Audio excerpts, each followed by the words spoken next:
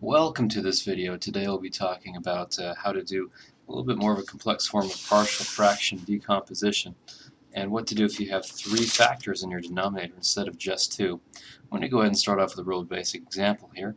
I'm going to have x squared divided by x minus 2 times x minus 3 squared.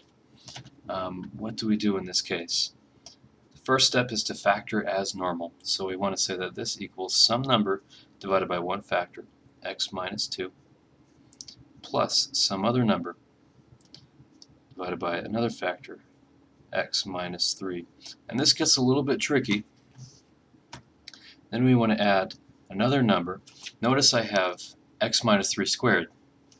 That means, if I can get my camera in focus here, never buy a Logitech webcam. Okay, notice we have an x minus 3 squared. That's x minus 3 times x minus 3. So instead of putting another x minus 3 here, I need to account for that power. So I'm going to say x minus 3 squared. And that is the proper way to do partial fraction decomposition if you have two of the same factor. Moving on, I'm going to multiply everything by this denominator here. So x minus 2, x minus 3 squared. And I'm going to multiply that to get x squared, and that denominator cancels out. And then a times x minus 2, that's going to cancel out the denominator to leave us with x minus 3 squared plus b. And with b, it's divided by x minus 3, so one of those x minus 3's cancel out. And that will leave us with x minus 2 times x minus 3. And then I'm going to add c, and then both of my x minus 3 squareds canceled out, which gives me x minus 2 times c. So after we've canceled out all of our denominators, go ahead and FOIL these guys out. So x squared equals a times x squared minus 6x plus 9. I've just FOILed x minus 3 times x minus 3. Plus b times x squared minus 5x plus 6. That's just x minus 2 times x minus 3. Plus c times x minus 2. Nothing to FOIL there. Now I'm going to distribute all of my letters. X squared equals ax squared minus 6x plus 9 plus bx squared minus 5bx plus 6b. And I did not distribute my a correctly. X squared minus 6ax plus 9a. Hopefully that's going to be readable if you put the video up to 720p and full screen it. Now I distribute my c.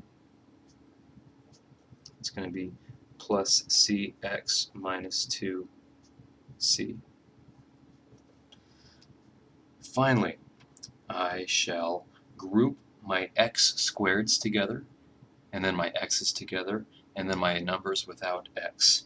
So that will be x squared equals ax squared, and I have a bx right here, plus bx, and I underline it so that I know that I won't use it again. And those are all of my x squared, so now I'm going to put all my x's together. I have a minus 6ax, and then I have a minus 5bx here, and then I have a plus cx, and those look like all of my x terms.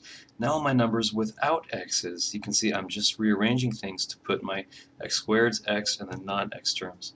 So plus 9a, and then plus 6b, and then minus 2c. And we've successfully rearranged every term to organize this so that I have my x squareds, my x's, and then my non-x's. And I can look at this side of the equation now, and I can say, well, x squared, that equals x squared plus 0x plus 0. And it will equal all of this. So I can separate these into three different equations. I can put all my x squared terms and say x squared equals ax squared plus bx squared. And I can solve that. And then I can say, oh, look at this. I have 0x equals negative 6ax minus 5bx plus cx. And I can solve that. And then I can say, all right, I got 0 equals 9a plus 6b minus 2c. And I can solve that equation. I'll draw lines between my equations so they're easier to distinguish.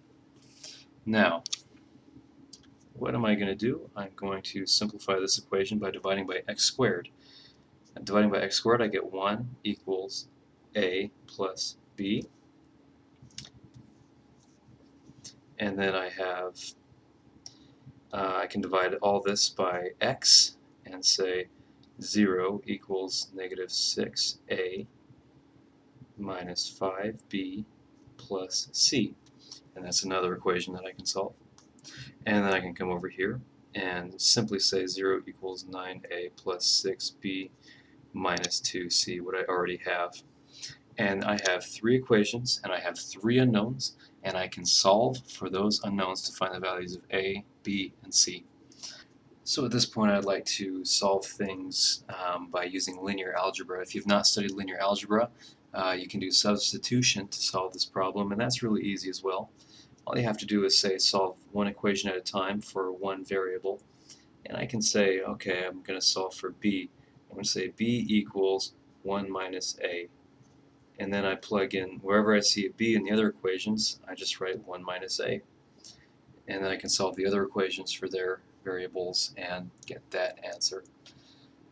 I'll go ahead and start doing linear algebra now. And if you'd like to learn linear algebra, you have a video here that I have done. Otherwise, let's get started. So I've got A, B, C, partition, and so I'm just going to go ahead and put this. I'm going to go ahead and put this in a augmented form, and I'm going to say 1A plus 1B plus 0C equals 1. And then over here I have negative 6A minus 5B plus 1C equals 0. And then I have 9A plus 6B plus 0C equals 0. I can go ahead and start solving this. The first thing I want to do is cancel out that 6. So I'm going to say 6 times row 1 plus row 2. Then I'm going to replace that with row 2. And then I'm going to go ahead and say negative 9 row 1 and cancel out that 9 while I'm at it. Plus row 3, replace row 3. And multiplying through. Put my eraser there. For some reason the eraser helps my Logitech camera to focus. I'm going to write that down and have 1, 1, 0, 1, and then that will be 0, 1, 1, 6, and then 0, negative 3, negative 2, 0. I'm sorry, that's going to be negative 9. And we solved that. So what do I do next? Well, I'm thinking I want to say cancel out this. So I'll say negative 1 row 2 plus row 1 replace row 1. And I think I also want to cancel out this negative 3. And so I'm going to say 3 row 2 plus row 3 replace row 3. And what does that give us? Now I'm about to run off my screen, so I have to be careful. I've got 1, 0, negative 1, negative 5, and 0, 1, 1, 6, 0, 0, 1, 9. Looks like we're almost solved. Move my board over and say Okay, so we have, I'm going to say,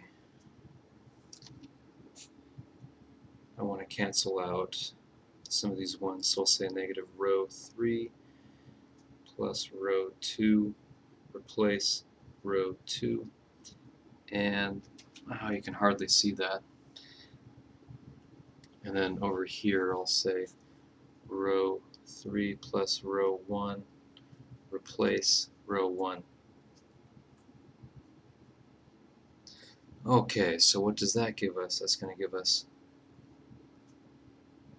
1, 0, 0, 4, 0, 1, 0, negative 3, 0, 0, 1, 9.